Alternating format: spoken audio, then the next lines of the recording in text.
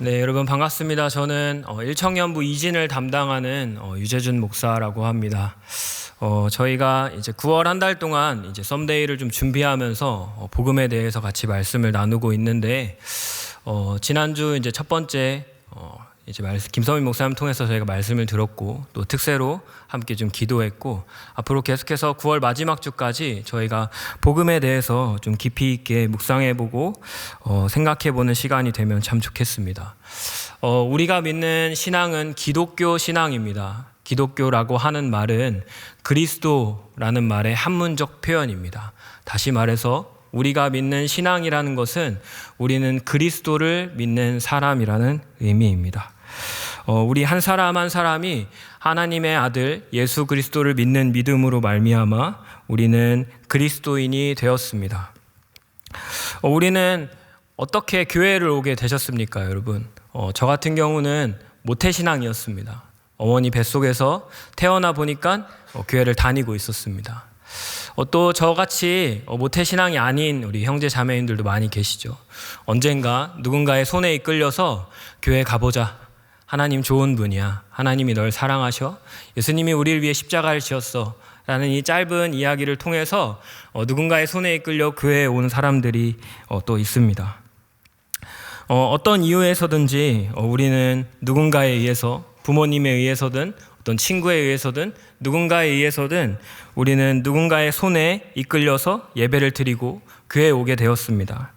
보이지 않는 하나님의 손길이 하나님의 사람들을 통해 우리를 이곳에 오게 하셨고 우리를 향한 하나님의 크고 놀라우신 사랑으로 인하여 우리는 예수님을 믿게 되었고 하나님의 자녀가 되었고 우리는 그리스도인이 되었습니다. 저와 여러분 오늘 요한일서 4장의 말씀을 중심으로 우리를 향한 하나님의 사랑에 대해서 좀 깊이 있게 묵상해 보려고 합니다. 요한일서 4장은 우리를 향한 하나님의 사랑이 어디로부터 왔으며 그 사랑이 무엇이고 그 사랑이 우리에게 무엇을 말하고 있는지를 굉장히 자세하게 설명해 주고 있습니다. 사실 이 사랑이라는 하나님의 우리를 향한 사랑이라는 것에 대한 정답을 우리는 이미 알고 있습니다. 그 사랑은 누구이십니까? 예수 그리스도이십니다. 우리를 위해서 십자가에 죽으시고 부활하신 예수 그리스도의 십자가의 사랑이라는 것을 우리는 잘 알고 있습니다. 그러나 우리는 썸데이를 앞두고 다시금 이 하나님의 사랑에 대해서 좀 주목하고자 합니다. 우리가 가장 잘 알고 있는 말씀, 우리가 가장 익숙한 이 이야기, 예수님께서 십자가에서 죽으시고 부활하심으로 자신에 대한 우리를 향한 자신의 사랑을 나타내 보이셨다는 우리가 가장 잘 알고 있는 이 사실이 사실은 우리에게 너무나 익숙해지고 너무나 당연해져서 그 하나님의 사랑이 얼마나 크고 놀라운지에 대해서 우리가 더 이상 감격해하지 않는 모습들이 제 안에 있었습니다. 부끄럽게도 저는 목사이지만 제 안에 그 하나님께서 나를 사랑하신다는 놀라운 하나님의 사랑에 대한 감격과 어떤 설렘, 그리고 그 사랑이 저의 마음과 저의 삶을 숨쉬게 하는 가장 큰 힘이 되고 능력이 되고 원동력이 되는데 제 안에 그 사랑이 없더라고요. 제 안에 그 예수님의 사랑으로 말미암아 제가 숨쉬고 있지 않는 것을 발견하게 되었습니다. 우리는 이 예수님의 십자가와 부활 그리고 우리를 향한 하나님의 사랑에 대해서 이야기하는 것이 때론 나쁘끄럽기도 합니다. 너무나 당연한 것이기 때문에 그렇죠. 보통 이 이야기를 언제 하죠? 고난주간에 많이 합니다. 부활주일에 많이 합니다. 예수님께서 우리를 위해 십자가를 지셨고 부활하심으로 우리를 향한 자신의 사랑을 확증하셨다라는 이야기를 보통 그 시즌에 많이 합니다. 봄이죠. 근데 그 이후에 우리가 우리를 향한 하나님의 사랑에 대해서 예수님께서 우리를 위해 죽으시고 부활하셨다는 이 가장 중요하고 명확한 이 복음의 정수, 이 단순하고 가장 우리 삶에 우리를 요동하게 하고 움직이게 하는 예수님의 십자가의 사랑에 대해서 우리가 좀 다시 한번 깊이 묵상해 볼 필요가 있겠습니다. 썸데이를 앞두고 우리가 누군가에게 이제 예수님에 대해서 이야기해야 합니다. 이 교회에 대해서 소개해야 하고 하나님에 대해서 소개하는 것 굉장히 중요합니다. 많은 청년들이 우리 마음속에 주신 사람들을 마음에 품고 작정하고 기도하고 이제 막 스케줄을 잡기 시작했다고 제가 알고 있습니다. 그러나 그러기에 앞서서 우리 안에 있는 복음에 대해서 다시 한번 조명해 보았으면 좋겠습니다. 우리 안에 있는 하나님의 사랑에 대해서 다시 한번 깊이 묵상해 보는 저와 여러분이 되시기를 예수님의 이름으로 축복합니다. 우리 옆에 있는 분들에게 이렇게 좀 축복하면서 이야기했으면 좋겠습니다. 사랑으로 채워지세요. 한 번 더 인사하겠습니다. 하나님의 사랑으로 가득 채워지세요. 아멘. 네, 오늘 우리가 읽은 본문인 요한일서 4장 16절에서 21절의 말씀은 사실 7절부터 21절까지를 한 단락으로 보아야 합니다.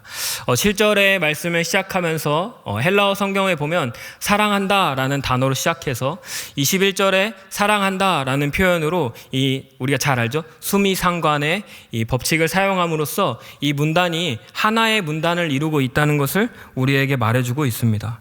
그래서 요한은 우리를 향한 하나님의 사랑이 어디로부터 왔으며 어떻게 주어졌고 이 사랑이 무엇이고 우리에게 어떻게 그 사랑을 누리며 사는 것이 그리스도인으로 살아가는 것인지를 말해주고 있는 것입니다. 오늘은 우리가 읽지 않았는데 요한일서 4장 7절 8절 말씀입니다. 앞에 나오는데 7절 8절 말씀 같이 한번 읽겠습니다. 시작. 사랑하는 자들아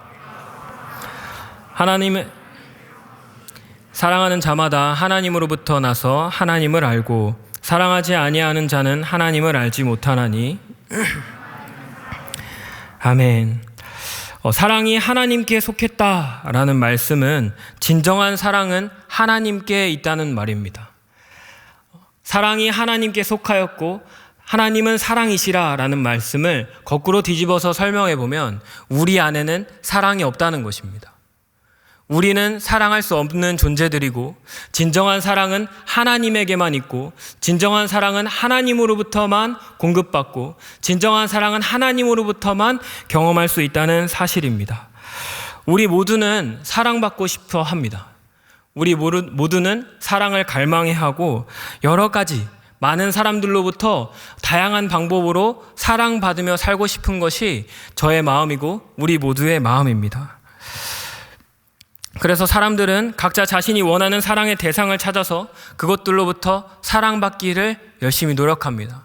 그것이 내가 사랑하는 어떤 이성이 됐던 부모님이 됐던 혹은 어떤 물건이나 어떤 재정과 같은 사람이 아닌 다른 것들이 됐던 간에 상관없이 우리는 그것들로부터 사랑받아서 나의 존재가 사랑받고 있는 존재라고 느껴지기를 원해 합니다.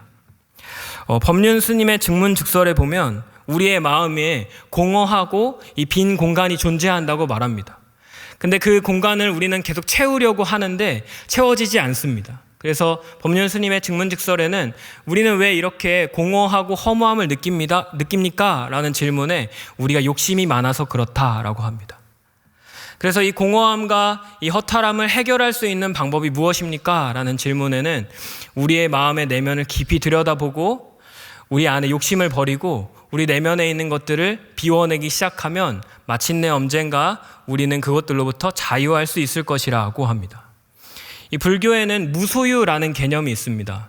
해민 스님의 글에서 우리에게 되게 유명해져서 잘 알고 있는 거죠. 우리가 우리의 내면에 있는 욕구들을 비워내기 시작하면 우리는 무소유의 상태가 될 수 있다는 것입니다. 근데 참 모순은 해민 스님의 그 개인의 사생활이 얼마 전에 폭로가 됐지 않습니까? 무소유를 주장하셨던 분께서 건물을 소유하고 계셨습니다. 무소유를 소유하고 계셨던 분께서 무소유를 주장하셨던 분께서 페라리를 소유하고 계셨습니다. 이것은 우리에게 큰 충격이었습니다. 당시에 매스컴에서 밝혀지기 시작하면서 많은 사람들에게 이게 충격으로 다가왔죠. 물론 그분의 입장이 있었을 수 있을 것 같습니다. 뭔가 그런 사연이 있을 수 있잖아요, 그렇죠? 근데 그것과 상관없이 일반적으로 우리 안에 무소유라는 개념과 이 사실은 좀 모순되는 것처럼 보입니다. 이것은 무엇을 말합니까? 인간은 우리 안에 있는 것들을 비워냄으로써 해결되는 존재가 아니라는 사실입니다. 인간은 외부에서부터 우리에게 채움을 받아야 하는 존재라는 사실입니다. 사실 무소유라는 것은 우리 안에 있는 것들을 온전히 비워냈다는 것이 아니라 무소유라는 개념을 우리 안에 채운 것입니다. 우리는 다른 무언가로부터 우리를 채움받아야 하는 인생이라는 것을 하나님께서 우리에게 그렇게 지으셨다는 사실입니다. 그런데 인간은 하나님이 아닌 다른 것들로 우리는 그것을 채우려고 다분히 노력합니다. 여러 가지 것들에서 세상에 눈에 보이는 다양한 것들을 우리 안에 가득 채움으로써 우리 안에 비어있는 그 공간을 채우고 싶어 하는 것이 사람의 마음입니다. 그래서 그 사랑이 영원하기를 꿈꾸는 것이죠. 그것들로 우리 안에 만족함을 줄 때 그 만족함이 영원하기를 소망합니다. 누군가로부터 내가 사랑받는데 그 사랑이 영원하기를 소망합니다. 이 사람들은 이 사랑이라는 가치가 영원할 것이라는 막연한 기대가 있습니다. 이 사랑은 변하지 않고 영원토록 존재하는 가치라는 것을 사람들이 보편적으로 생각하는 것 같습니다. 그것을 어디를 가면 알 수 있냐면 결혼식에 가면 알 수 있습니다. 결혼식에 가면 이제 새로운 출발을 앞둔 두 남녀 커플을 이제 주례사가 목사님이든 누구든 간에 모든 주례사가 이 주례자가 이 두 사람을 축복하면서 검은 머리가 팥불이 될 때까지 영원히 변하지 않는 사랑이 두 사람에게 가득하기를 축복합니다. 어떤 주례자도 이 두 사람을 놓고 당신의 사랑들은 언젠가 반드시 변할 수 있습니다 라고 이렇게 말하는 사람은 없습니다. 모든 사람들은 우리의 사랑이 영원하기를 축복합니다. 그런데 우리가 성경에서 보아서 아는 것처럼 우리 안에 영원하거나 완벽한 사랑은 존재하지 않습니다. 아니요, 우리에게는 사랑이라는 것이 존재하지 않습니다. 우리에게는 사랑이 없고 우리는 사랑할 수 없는 존재라는 것을 성경이 명확하게 보여주고 있습니다. 부모님도 우리에게 온전한 사랑을 주지 못합니다. 형제 자매도 우리에게 온전한 사랑을 줄 수 없습니다. 배우자도 우리에게 온전한 사랑을 줄 수 없고 우리의 자녀도 우리에게 온전한 사랑을 줄 수가 없습니다. 저 역시도 나 자신도 그들에게 온전한 사랑을 줄 수 없는 존재들입니다. 그런데 성경은 우리에게 무엇이라 말합니까? 사랑이 하나님께 속하였고 하나님이 사랑이라고 말합니다. 구약성경 예레미야 31장 3절에 보면 하나님께서 우리를 어떻게 사랑하시는지 말씀에 기록되어 있습니다. 같이 한번 읽어보겠습니다. 시작. 옛적에 여호와께서 나에게 나타나사 내가 영원한 사랑으로 너를 사랑하기에 인자함으로 너를 이끌었다 하였노라. 아멘. 놀랍지 않습니까? 하나님께서 우리를 사랑하시는데 영원한 사랑으로 너를 사랑한다 라고 말씀해주고 있습니다. 영원한 사랑, 우리가 그렇게 꿈꾸는 영원한 사랑, 우리의 마음속을 채울 수 있는 오직 하나의 방법은 오직 하나님으로부터만 채워진다는 사실은 성경은 시작부터 끝까지 우리에게 말해주고 있는 것입니다. 그렇다면 이 크고 놀라운 하나님의 사랑은 우리에게 어떻게 보여주셨습니까? 두 번째 하나님의 사랑의 특징은 먼저 사랑하심입니다. 하나님은 우리를 먼저 사랑하심으로 아무런 자격도 조건도 없이 우리를 사랑해 주셨습니다. 로마서 5장 8절의 말씀을 먼저 좀 같이 읽어보면 좋겠습니다. 로마서 5장 8절 말씀인데요. 6절부터 8절까지 좀 같이 보여주시면 좋겠습니다. 같이 한번 읽어보겠습니다. 시작. 우리가 아직 연약할 때에 기약대로 그리스도께서 경건하지 않은 자들을 위하여 죽으셨도다. 의인을 위하여 죽는 자가 쉽지 않고 선인을 위하여 용감히 죽는 자가 혹 있거니와 우리가 아직 죄인 되었을 때에 그리스도께서 우리를 위하여 죽으심으로 아멘. 8절 말씀 우리가 잘 아는 말씀이죠. 우리가 아직 죄인 되었을 때 그리스도께서 우리를 위하여 죽으심으로 하나님께서 우리에 대한 자기의 사랑을 확증하셨느니라 라고 기록되어 있습니다. 우리가 하나님을 선택한 것이 아니고 우리가 하나님에게 어떤 사랑받을 자격과 조건이 있어서가 아니라 우리가 아직 죄인 되었을 때 우리는 여전히 죄인의 모습으로 살고 있어서 놀라우신 전능하신 하나님의 사랑을 받을 어떤 자격과 조건을 갖추고 있지 않은 존재임에도 불구하고 그분의 사랑을 우리에게 나타내 보이셨는데 어떻게 보이셨습니까? 자신의 아들을 우리에게 내어주심으로 하나님이 우리를 얼마나 사랑하시는지 우리에게 보여주셨습니다. 제가 3년 전에 결혼이라는 것을 했습니다. 제가 30을 넘어가면서 30이 넘어가는 즈음에 저의 인생에 큰 위기가 찾아올 수 있겠다. 난 앞으로 결혼을 못할 수도 있겠다라는 어떤 위기의식을 느끼고 있었습니다. 그때 그 서로의 앞날을 굉장히 축복하면서 너는 글렀다. 너는 더 이상 결혼할 수 없다. 라고 하며 서로의 앞날을 걱정해주고 굉장히 사랑 가득 담아서 비난하던 친구가 있었습니다. 그 친구와 이제 서로 이제 30살이 되어던 이제 남녀의 청년들이 이제 넌 소망 없다. 그리고 그래 너도 소망 없다. 라고 서로 이제 좀 축복했던 친구가 있었는데 제가 그 친구와 함께 지금 살고 있습니다. 그래서 네, 제가 결혼을 하고 나니까 이제 많은 청년들이 이제 저에게 물어보더라고요. 되게 공통의 질문이 있습니다. 무엇이냐면 누가 먼저 좋아했냐 이겁니다. 누가 먼저 좋아했고 그리고 왜 결혼을 하기로 마음을 먹었냐 이겁니다. 왜 중요한지 잘 모르겠습니다. 이게 무슨 의미인지 잘 모르겠고 자존심에 걸린 문제인지 아니면은 어떤 사랑의 주도권을 말하고 싶어하는 건지 잘 모르겠습니다. 이 질문에 저는 이렇게 대답하죠. 제가 먼저 좋아했고 예뻐서 결혼했습니다 라고 대답하죠. 우리 사랑하는 형제 자매님들께 간절히 축복드리는 것은 우리 사랑하는 형제들은 반드시 먼저 좋아하는 자매와 결혼하시기를 예수님의 이름으로 축복합니다. 우리 자매님들은 누군가 먼저 사랑해주는 형제를 만나 결혼하시기를 예수님의 이름으로 축복합니다. 다시 하겠습니다. 제가 여기 크게 아멘이라고 써놨습니다. 우리 사랑하는 청년 여러분, 형제들은 반드시 먼저 좋아하는 자매와 결혼하고 자매들은 자신을 먼저 좋아하는 형제를 만나 결혼하게 되기를 예수님의 이름으로 축복합니다. 그렇게 될 줄 믿습니다. 네, 우리는 근데 이게 늘 궁금합니다. 누가 먼저 좋아했는지, 뭐 때문에 결혼하게 됐는지, 왜 그 사람을 좋아하게 됐는지. 왜 그렇죠? 우리들의 사랑에는 늘 조건과 자격이 필요합니다.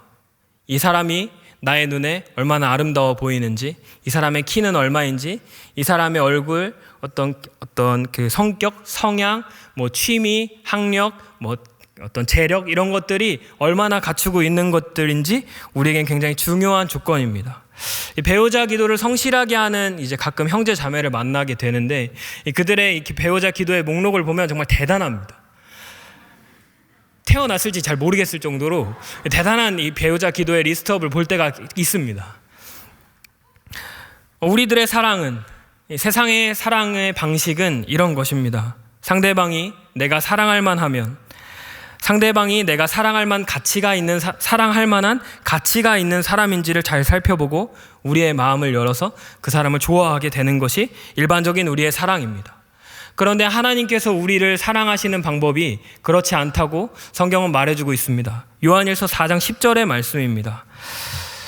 요한일서 4장 10절의 말씀 제가 읽겠습니다. 사랑은 여기 있으니 우리가 하나님을 사랑한 것이 아니요 하나님이 우리를 사랑하사 우리 죄를 속하기 위하여 화목제물로 그 아들을 보내셨음이라. 19절 말씀이 있는데요, 19절 말씀 같이 한번 읽도록 하겠습니다. 시작. 우리가 사랑함은, 아멘. 한 번 더 읽겠습니다. 시작. 우리가 사랑함은 그가 먼저 우리를 사랑하셨습니다. 아멘. 하나님이 우리를 먼저 사랑하셨다고 합니다. 믿으십니까? 사랑의 주도권이 우리에게 있지 않고 하나님에게 있어서 그 사랑의 시작이 하나님으로부터 시작되었다는 사실입니다. 우리가 하나님을 선택한 것이 아닌데, 우리는 사랑받을 어떤 자격과 조건이 있는 것이 아닌데, 천지를 창조하신 하나님 아버지께서, 전능하신 하나님 아버지께서 우리를 먼저 사랑하시겠다고 결정하셨습니다. 그리고 우리에게 그 사랑을 보여주셨습니다. 우리는 하나님을 볼 수도 없고 만날 수도 없는데 이 사랑을 자신의 아들을 내어주심으로 우리에게 보여주신 것입니다. 자신의 유일한 하나밖에 없는 그 아들, 하나님께만 사랑이 속하여 있다는 것은 하나님과 아들과 성령 사이에만 온전한 사랑이 있다는 사실입니다. 근데 하나님께서는 이 사랑을 과감히 깨트려 버리시고 아들을 버리기로 작정하십니다. 왜요? 저와 여러분을 사랑하시기 때문에 그렇습니다. 제가 결혼을 해서 이제 아이가 생겼습니다. 저에게 자녀가 있는데 2살 된 아이가 있습니다. 저 멀리서 봐도 많은 분들이 증언합니다. 저 아이는 유재준의 딸이다. 기억하십시오. 유재준의 딸이라는 사실입니다. 아직 2살밖에 안 돼서 제 얼굴이 가득한데 엄마의 얼굴이 빨리 나올 수 있도록 여러분 기도해 주시면 감사하겠습니다. 저에게 딸이 있는데 누군가 저희 가족의 어떤 절체절명의 위기 속에 이 목숨을 바꿔야 한다는 이 사실이 있다면 제 딸을 내어주는 것이 쉽지 않을 것 같습니다.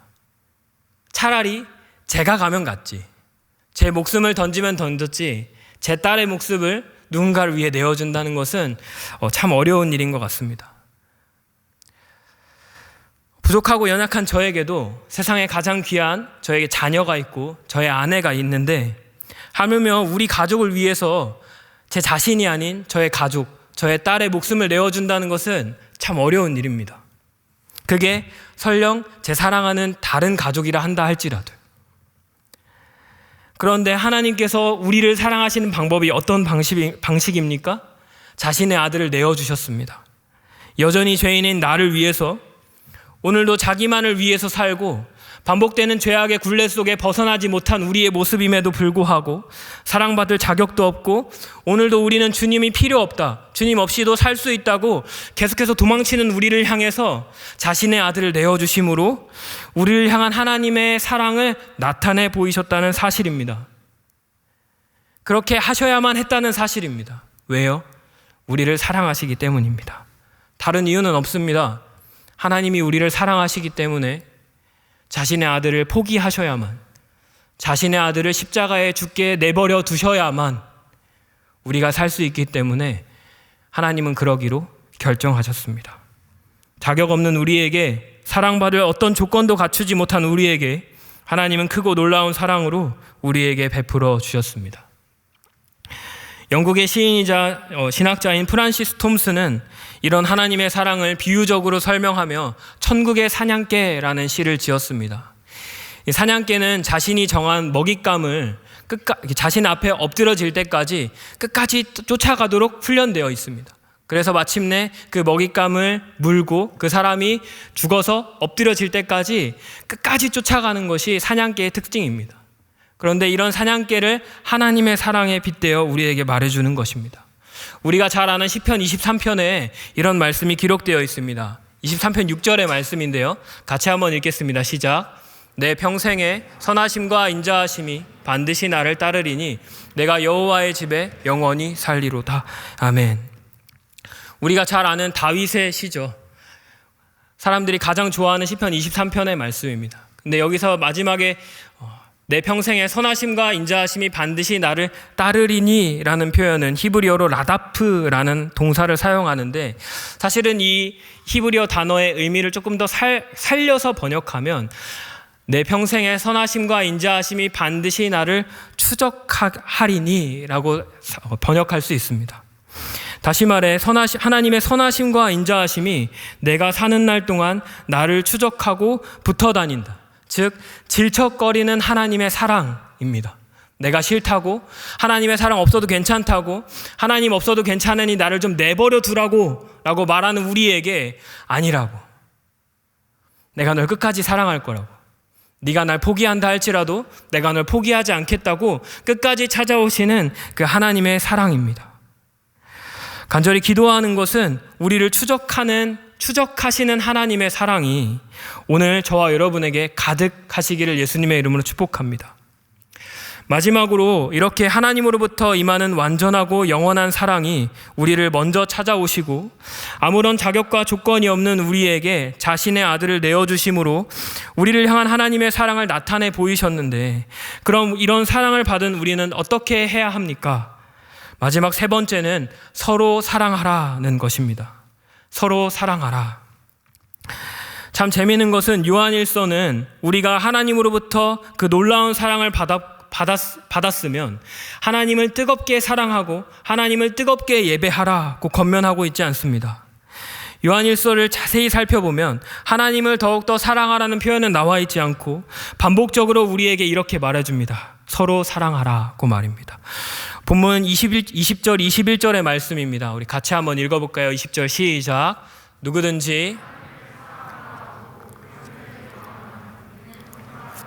보는 바 그 형제를 미워하지 아니하는 자는 보지 못하는 바 하나님을 사랑할 수 없느니라.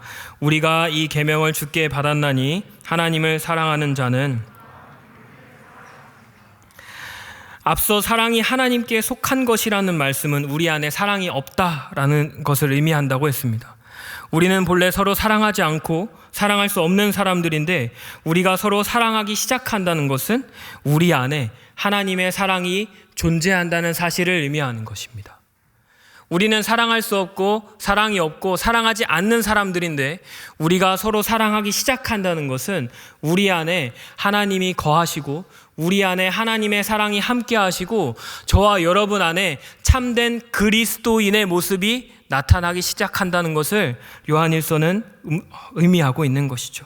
우리를 향한 하나님의 사랑을 깨닫고 우리도 그 사랑을 알고 믿음으로 그 사랑에 반응하기 시작하는 것입니다. 우리가 서로 사랑하는 것이죠. 12절 말씀에 이렇게 나와 있습니다. 어느 때나 하나님을 본 사람이 없으되 우리가 서로 사랑하면 하나님이 우리 안에 거하시고 그의 사랑이 우리 안에 온전히 이루어지느니라. 아멘. 심지어 사도 요한은 우리에게 우리가 서로 사랑하면 하나님의 사랑이 온전히 이루어진다고 말해주고 있습니다. 하나님의 사랑이 우리에게 먼저 찾아오셔서 우리가 그 하나님을 뜨겁게 사랑할 때 하나님의 사랑이 온전히 이루어진다고 말해주고 있지 않습니다. 우리를 향해 먼저 찾아오신 그분의 사랑이 우리 안에 거함으로 우리가 서로 사랑하기 시작할 때 하나님의 사랑이 온전하게 된다는 것을 우리에게 말해주고 있는 것입니다. 우리를 향한 하나님의 사랑의 지향점은 다시 하나님으로부터만 올려지는 것에 있지 않습니다. 그 사랑을 가지고 우리 주변의 세상을 향해 나아가는 것이 우리를 향한 하나님의 사랑의 뜻이고 그 사랑이 온전하게 되는 방법이라는 사실을 믿으시기 바랍니다. 썸데이를 향해 준비하는 우리 사랑하는 일청의 모든 성도 여러분, 형제 자매 여러분, 그리고 예배를 함께 드리는 우리 3일의 모든 성도 여러분, 우리가 누군가 전도할 대상자를 우리 마음에 품고 그들을 위해 기도하는 것 굉장히 중요합니다. 그리고 그들에게 우리가 알고 믿고 있는 그 예수님을 잘 전하여 주는 것 굉장히 중요합니다. 그러나 그것보다 우리가 앞서 우리 안에 다시금 회복해야 할 것이 있다면 우리를 향한 하나님의 사랑이 얼마나 크고 놀랍고 감격적인 것인지를 우리가 다시 한번 깊이 생각해 보았으면 좋겠습니다. 그리고 그 사랑으로 말미암아 우리가 세상 가운데 나아가 좋은 이웃이 되는 저와 여러분 다 되시기를 예수님의 이름으로 축복합니다. 말씀을 정리하려고 합니다. 오늘 제목은 그가 나의 이름을 불러주었을 때입니다. 우리가 잘 아는 김춘수 시인의 꽃이라는 시의 글귀입니다. 꽃이라는 시에는 내가 그의 이름을 불러주기 전에는 그는 다만 하나의 몸짓에 지나지 않았다. 내가 그의 이름을 불러주었을 때 그는 나에게로 와서 꽃이 되었다고 합니다. 우리는 하나님의 사랑이 우리를 찾아오기 전에는 그저 세상에 존재하는 하나의 몸짓에 지나지 않았습니다. 수많은 사람들 중에 그저 한 사람에 불과한 것이 우리들의 모습이었습니다. 그런데 우리를 향한 놀라운 하나님의 사랑이 우리를 먼저 찾아오셔서 우리를 먼저 사랑해 주시고 그분이 우리의 이름을 불러주었을 때 우리는 비로소 꽃이 되었고 우리는 비로소 하나님의 자녀가 되었고 우리는 비로소 그리스도인이 되었습니다. 그분의 사랑 때문에 우리는 내일을 살 수 있는 힘과 능력과 소망이 있는 줄 믿습니다. 그분의 사랑 때문에 앞이 보이지 않는 막막하고 어두운 세상 가운데 다시 한번 한 걸음을 내디딜 수 있는 소망이 있는 줄 믿습니다. 우리를 향해 끝없이 추적하시는 하나님의 사랑이 사랑하는 우리 청년 일부 모든 형제 자매들과 3일의 모든 성도들에게 가득하시기를 예수님의 이름으로 축복합니다. 혹 이 예배를 드리고 있는 성도님들 중에 하나님의 사랑을 잘 모르시는 분들에게 권면하여 축복하여 말씀드립니다. 하나님이 당신을 사랑하십니다. 하나님이 당신을 죽기까지 사랑하십니다. 다른 거 몰라도 괜찮습니다. 이해하지 않아도 성경에 나오는 모든 진리를 다 이해하고 알지 못해도 괜찮습니다. 하나님이 여러분을 사랑하십니다. 그 사실 하나를 믿음으로 다시 한번 세상 가운데 담대히 나아가 우리가 이 땅 가운데 참되신 하나님의 사랑을 전하여 주는 그리스도인으로 살아가는 저와 여러분들 다 되시기를 예수님의 이름으로 축복합니다. 이 시간 좀 들은 말씀을 기억하시면서 같이 좀 찬양했으면 좋겠습니다. 다음 없는 이라는 찬양인데요. 가사를 좀 보여주시면 좋겠습니다. 이 찬양의 가사를 좀 보면 오늘 우리에게 주신 말씀의 가사와 말씀의 내용과 참 비슷합니다. 끊임없이 내 연약함 나를 둘러싸고 깊고 어두운 외로움에 나 신음할 때 주의 사랑 숨어있는 나를 찾아내시고 따스한 손으로 끌어안아 주시네. 다함 없는 주의 사랑 어제나 오늘이나 변함없네. 다함 없는 주의 사랑 비교할 수 없는 크신 사랑 믿으십니까? 오늘도 이 사랑 때문에 저와 여러분이 이 자리에 있는 줄 믿습니다. 그 사랑이 우리를 숨쉬게 하고 그 사랑이 우리를 살게 하는 가장 중요한 힘과 능력이 됨을 믿음으로 같이 좀 찬양했으면 좋겠습니다. 찬양하겠습니다. 끊임없이 내 연약함 나를 둘러싸고 깊고 어두운 외로움에 나 신음할 때 주의 사랑 숨어있는 나를 찾아내시고 따스한 손으로 끌어안아 주시네. 끊임없이 내 연약함 나를 둘러싸고 깊고 어두운 외로움에 나 신음할 때 주의 사랑 숨어있는 나를 찾아내시고 따스한 손으로 끌어안아 주시네. 다함없는 주의 사랑 어제나 오늘이나 변함없네. 다함없는 주의 사랑 비교할 수 없는 그 시사. 처음부터 다시 한번 찬양하도록 하겠습니다. 끊임없이 내 연약함 나를 둘러싸고 깊고 어두운 외로움에 날 신음할 때 주의 사랑 숨어있는 나를 찾아내시고 따스한 손으로 끌어. 아멘. 다함없는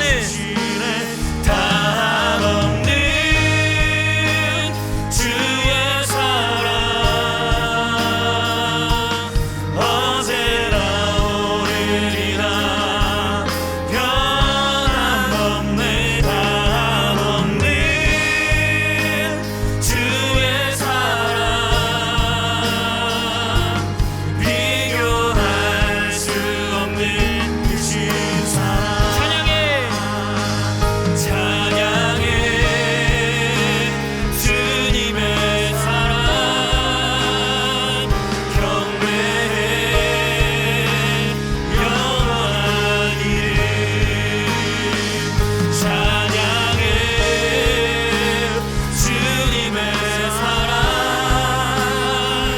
경배해 영원한 예수. 다함없는 주의 사랑 어제나 오늘이나 변함없는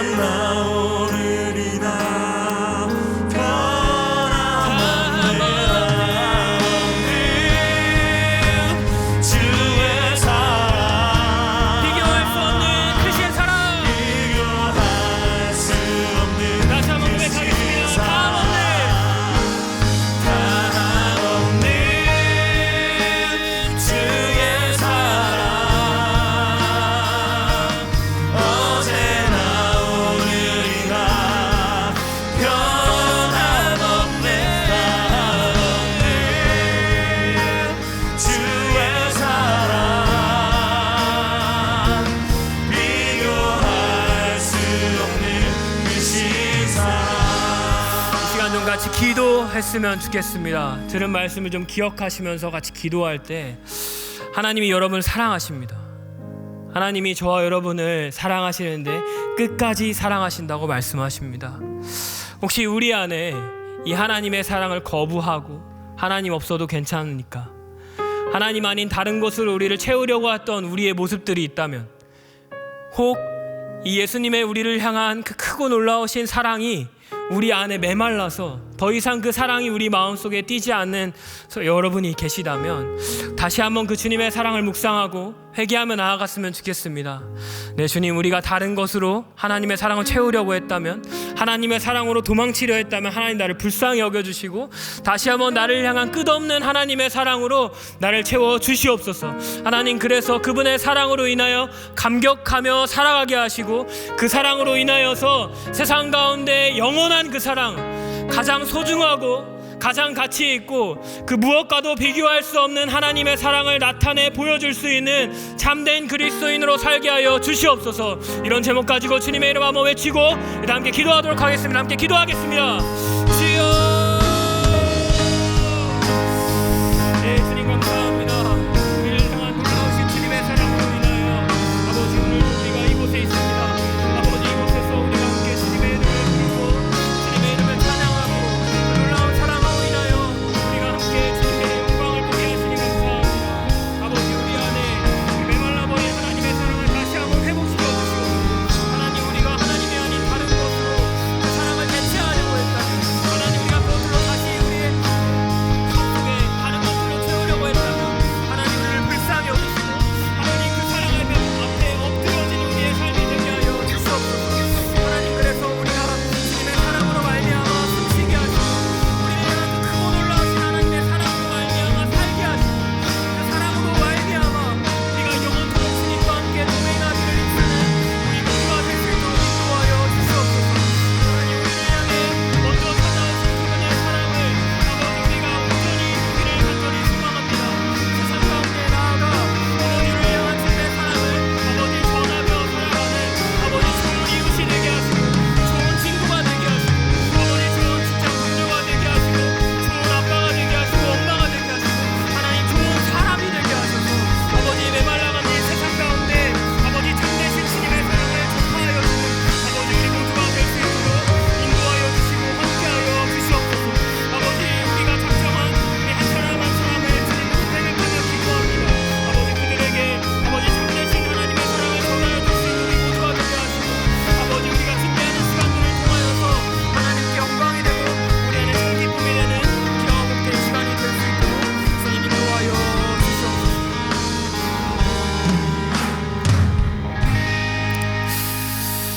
이제는 주 예수 그리스도의 은혜와 하나님의 놀라우신 사랑과 성령님의 위로 교통 역사 함께 거하시는 은혜가 오늘도 놀라우신 하나님의 사랑을 붙잡고 하나님만 온전히 사랑하고 세상 가운데 예수님의 사랑을 널리 전하기를 결단하며 이 자리를 나아가는 3일에 사랑하는 성도들 머리 위에 이제로부터 영원토록 함께 있을지어다. 아멘.